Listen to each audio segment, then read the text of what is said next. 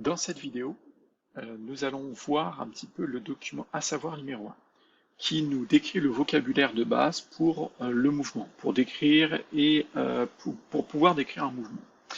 La première des choses, c'est le système. Le système, c'est l'objet dont on étudie le mouvement. Ah, c'est pas trop compliqué. On va quand même voir un exemple. Sur cette vidéo, le mouvement, le système dont on veut étudier le mouvement, ça va être le ballon. Donc si on regarde, le but c'est d'étudier le mouvement de ce ballon.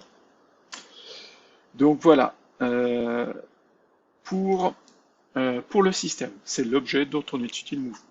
Ensuite, on va définir aussi le référentiel.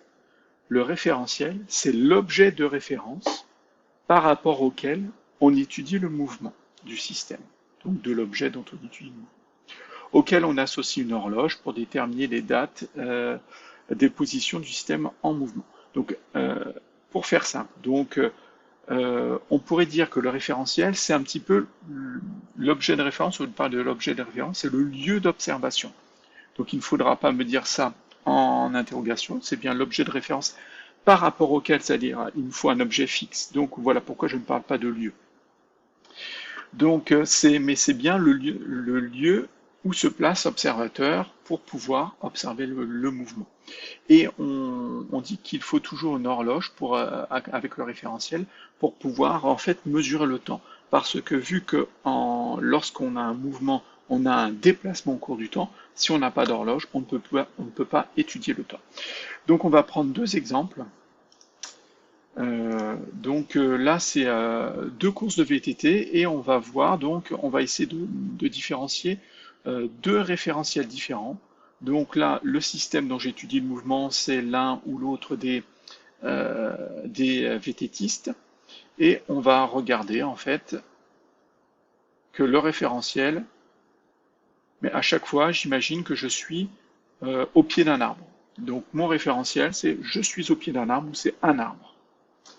Maintenant, si je suis toujours en train d'étudier un VTTiste, donc mon système c'est le VTTiste, maintenant, si je regarde cette vidéo, je vois que la caméra est placée sur le casque du VTTiste. Autrement dit, mon référentiel n'est plus ici un arbre qui est fixe par rapport au sol, mais c'est le casque ou la tête même du VTTiste. Donc le référentiel, c'est ça. C'est donc le point d'observation, l'objet de référence par rapport auquel on fait l'étude du mouvement. La dernière des choses, c'est la trajectoire. C'est l'ensemble des positions successives occupées par un objet au cours du temps. Et cet objet, c'est le système pour nous. C'est-à-dire que nous allons imaginer que l'objet est en mouvement, notre système est en mouvement, et en fait, on va marquer chaque position de l'objet, par exemple toutes les secondes, la position de mon objet, et si je relie ces différentes positions, j'aurai la trajectoire.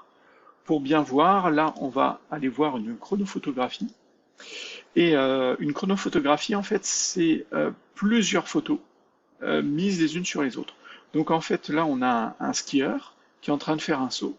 Et en fait, il y a 1, 2, 3, 4, 5 photos qui ont été prises de ce skieur et qui ont été superposées. Et du coup, on retrouve ce même skieur dans 5 positions différentes. Et si je relie ces positions, eh ben, j'obtiens la trajectoire de mon skieur. Un autre exemple, avec un ballon de basket, donc si je fais une chronophotographie avec un ballon de basket, c'est-à-dire je prends plein de photos de mon ballon de basket lorsqu'il est lancé et que je mets toutes ces photos les unes au-dessus des autres, et bien si je relie chacune de ces positions, j'obtiens la trajectoire de mon ballon de basket qui est ici le système étudié.